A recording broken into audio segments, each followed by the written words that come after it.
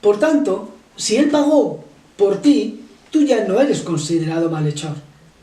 Porque como dice la Biblia, que Jesús murió por nuestros pecados, y no solo por los nuestros, sino por los de todo el mundo. Sí, murió por los pecados de todo el mundo. Tú que no crees en Dios, o que no crees ni siquiera en su existencia, ese Dios murió, pagó un precio por tus maldades, por tus pecados, por tus debilidades, por tus caídas, por aquello que te esclaviza y te hace sufrir. Él pagó un precio. El único problema es que, aunque Dios esté como en el mismo lecho, descansando contigo, tú le das la espalda, porque simplemente no vas acompañado de fe. Y la fe es certeza y seguridad.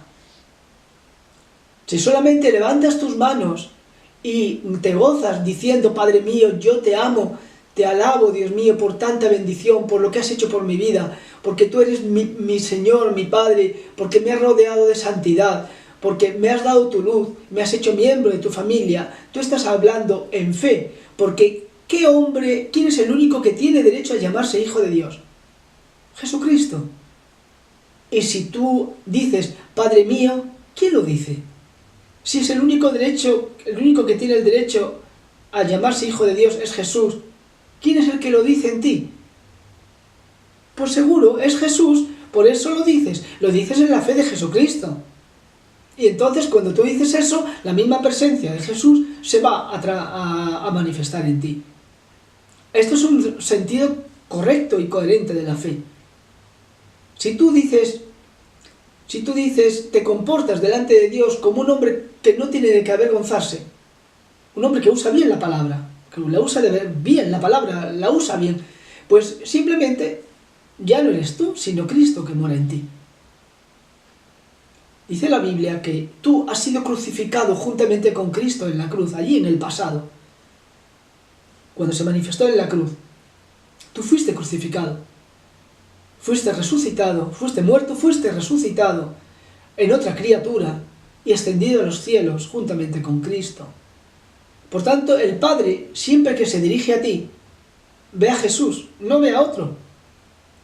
Cuando tú cierras tus ojos y dices Padre mío con una sonrisa de gozo, no lo estás haciendo tú, lo está haciendo Jesucristo por medio de su Espíritu Santo en ti. Esto es una cosa de fe y tiene que ser como cosa hecha. No puedes empezar diciendo Padre mío, dame cosas que ya te ha dado en el reino de los cielos, que las tienes ya. Jesús nunca decía dame, decía quiero esto, quiero aquello. Pero siempre eran cosas que estaban en el momento espiritual correspondiente. Lo que correspondía es cuando tú andes en el espíritu, en la conciencia crística, te vas a dar cuenta que vas a pedir lo correcto, lo que es correcto en ese momento, de acuerdo a tu crecimiento espiritual o el crecimiento espiritual de otros. Por eso que es tan importante que andemos en la conciencia espiritual. Mirad, el espíritu es como el aire, es como el viento. A Dios no se le ve, a Dios se le respira. Y lo respiras con tu ser, con tu alma, con lo más profundo de ti. Con eso lo respiras. Es como el neuma, el aire, es como el hálito de Dios. Tú lo respiras y te llenas de él. Ese es el ADN de Dios. Y de ahí en adelante, como te gozas, te llenas de vida, te llenas de alegría y de gozo. Todos los que te ven no te están viendo a ti, están viendo a Cristo que mora en ti. Si te aman es porque aman a Cristo. Si te persiguen es porque persiguen a Jesucristo. Si te odian es porque odian a Jesucristo. Pero tú has pasado a un segundo plano. En realidad no estamos hablando de que tú elimines tus obras. Esto no va por eliminación. Tus obras malas, no. Esto va por sustitución. Sustituyes tu vieja vida por la nueva vida. Y entonces eres lleno del Espíritu Santo, que es de otra vida. Tienes que entender, para que comprendas, a ti, amigo creyente, que si tú te llenas de la presencia de Dios, si te gozas en el Señor, ese Espíritu, ese poder, hará que tú no peques, no hagas cosas malas. Porque si el Espíritu Santo no te protegiera de pecar, Entonces, tú nunca podrías llevar una vida en santidad. Hay mucha gente que se mete en las iglesias y anda en la carne, incluso hay mucha gente que no ha nacido de nuevo siquiera, ni siquiera ha nacido de lo alto. Luego hacen cosas terribles por ahí y dice, oh mira, él era creyente, hizo... No, hay mucha gente que se ha metido para y luego hace barbaridades. Los verdaderos creyentes pueden tener una caída de los que ellos mismos se avergüenzan, y la caída siempre es por falta de fe, por falta de esperanza, por la debilidad, pero es una caída en la cual él reconoce, no es una forma de vida, no es abandono la fe y se acabó, no. Si una persona abandona la iglesia porque ha hecho cosas terribles y se queda haciendo esas cosas terribles, y lo único que sabes de él es que hizo cosas terribles y se fue al mundo, es que nunca estuvo en el mundo espiritual. Hay mucho infiltrado, de verdad, mucho infiltrado, así que no te fijes en ellos, no es correcto. Mucho falso hermano. Los verdaderos hermanos se mantienen en el espíritu. Dice en la primera carta de Juan, en el capítulo 3, todo el que permanece en él no peca, porque la simiente de Dios permanece sobre él y no puede pecar. Porque el Espíritu Santo te protege. Dice, andad en el Espíritu, y no dice no satisfagáis, originalmente dice no satisfaréis, no llevaréis a cabo las obras de la carne. ¿Por qué? Porque unas se oponen entre sí, si no haríais lo que os diera la gana en cualquier momento sin distinción. Tú no puedes hacer cosas espirituales si andas en la carne, no puedes hacer cosas carnales si andas en el Espíritu. Las cosas que tienen que ver con la fe, tienen que ver con un hecho de que de ahí en adelante, cuando Jesús dijo todo se ha cumplido, no se estaba refiriendo a su obra en la tierra, sino se estaba refiriendo también a la obra del Antiguo Testamento. Ya los profetas, todo lo que ocurrió en el Antiguo Testamento se cumplió. Ni una jota ni una tilde pasará de la ley hasta que todo se haya cumplido. Y Jesús en la cruz lo dijo, todo se ha cumplido. Hasta ahí. Y de ahí en adelante comienza la era de la gracia con el advenimiento del Espíritu Santo. En esa era de la gracia o economía de la gracia o dispensación de la gracia, las cosas ya son diferentes, son nuevas todas. Una de las cosas nuevas es que tú te diriges a Dios como un hombre ya realizado. Nosotros no tenemos que subir la escalera de Jacob, Cristo la subió por nosotros. Nosotros empezamos desde arriba de la escalera. No dejes que Satanás, con la lógica y los pensamientos, y versículo por aquí, versículo por allá, te bajen de la fe, y bajando la escalera te convenza de que tienes que ganarte el derecho a subir esa escalera peldaño por peldaño. No dejes que te engañen. Jesús la subió por ti. Tú ya estás arriba en los lugares celestiales. Si quieres conseguir las cosas de Dios, tienes que empezar sabiendo de que Él ya te las ha dado. Por ahí, ese es el comienzo. Saber que Él ya te las ha dado en Cristo Jesús. Y a partir de ahí llegas a una inevitable conclusión. Si me las ha dado, es porque yo todavía no las veo. Pero están ahí. Por eso se necesita la revelación. Que se corra el velo. Una vez que se corre el velo, te das cuenta que efectivamente estaban ahí. Por eso es mucho más importante que tú te goces, te alegres en Dios, te levantes tus manos, le alabes a Dios como si estuvieras viéndole, le alabes a Dios como si estuvieras en el cielo, que te goces como si estuvieras en el cielo y que rías con la risa que se recibe del cielo. Es mucho mejor porque Dios sabe que toda bendición, toda santidad, toda pureza en tu vida han de manifestarse, pero siempre dentro de la habitación celestial, nunca fuera.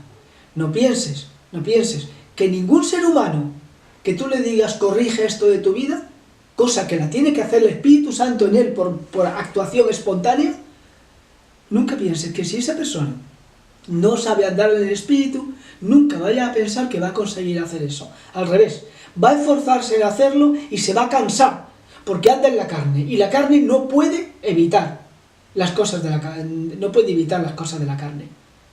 Pedirle Pedirle a una persona que no sabe andar en el Espíritu, que quite de su vida las cosas carnales, es como tratar de atontar a golpe de carne a un león.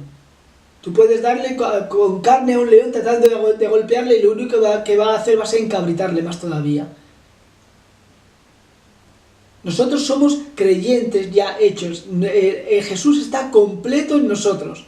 Completo, terminado, hecho. Solamente que nos dé Dios espíritu de sabiduría y revelación en el conocimiento de Él. La fe es firmeza, la fe es seguridad. En ningún momento pienses que tú vas a lograr lo que el Espíritu Santo ya ha logrado. Por eso, si tú quieres tener las cosas, las bendiciones de Dios, tienes que empezar por gozarte en Él como si Él ya te las hubiera dado. Porque solamente de esa manera podrás entender lo que es verdaderamente la fe. La fe no se refiere a cosas futuras, sino a cosas ya hechas, cosas pasadas. Muchas veces vas a escuchar predicaciones que unas te condenan, otras te salvan, y en una misma predicación, el mismo predicador te condena por un lado y te salva por otro. Eso lo único que crea son cristianos tibios. Es imposible. Algunos que no entienden la salvación redentora de Jesucristo, que no es por obras, sino por gracia, acusa, bajo no sé qué apodo, dice, esto es salvo siempre salvo, que es la doctrina de tal y cual. Y no entiende porque no entienden lo que es la salvación y no lo comprenden. Ya hablaremos del tema de la salvación más adelante, pero por ahora basta saber que tú tienes todo en Cristo, que todo es un problema de fe, todo es un problema de fe. Te pongo un caso, por ejemplo, el caso de Natanael, el que sale en el Evangelio de Juan, cuando dice que estaba en una higuera y Jesús estaba lejos de él.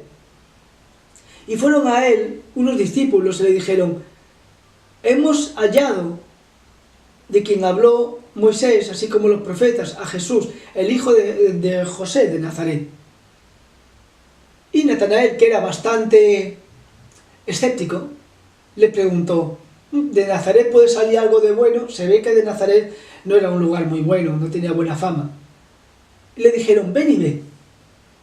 Antes de que llegara desde lejos, ya Jesús le dijo, mirad, ahí viene un israelita en quien no hay engaño, un verdadero israelita. Y Natanael le dijo, ¿de qué me conoces? ¿O de dónde me conoces? Y Jesús simplemente le dijo, antes que Felipe te llamara, cuando estabas debajo de la higuera, te vi. Y entonces, ¿qué hizo Natanael? El hombre que decía, ¿de Nazaret puede salir algo de bueno? Y él dijo, ¿de qué me conoces? ¿Qué dijo? Rabí, tú eres el Hijo de Dios, tú eres el Dios de Israel. ¿Veis el cambio? ¿Os dais cuenta del cambio? Tú eres el Hijo de Dios, tú eres el Dios de Israel. El hombre que habla así provoca fe en su vida. Tiene fe y provoca fe por medio de la palabra.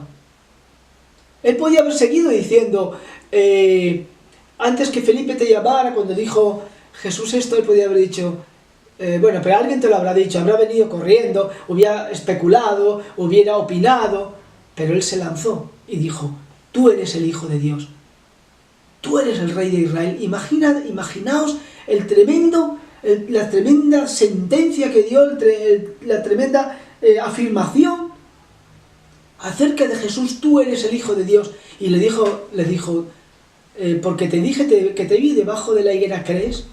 ¿Os dais cuenta? Tú, creyente, si quieres vivir la vida espiritual, no lo vivas con las obras, ni con los ojos, ni siquiera con los pensamientos. Vívelo con las manos levantadas, con el gozo, con la alegría, porque tienes que ponerte por medio de la fe en la habitación celestial, porque toda bendición va a provenir de ahí. Ahí es donde lo vas a tener todo. Así que con esto quiero dejar zanjado el vídeo acerca de la fe, pero hablaré de ello más adelante. ¿De acuerdo? Por eso quiero que veáis muy claramente esto, de que el gozo y la alegría y la felicidad y la paz y las afirmaciones de lo que Dios te ha dado, eso es hablar fe y provoca fe.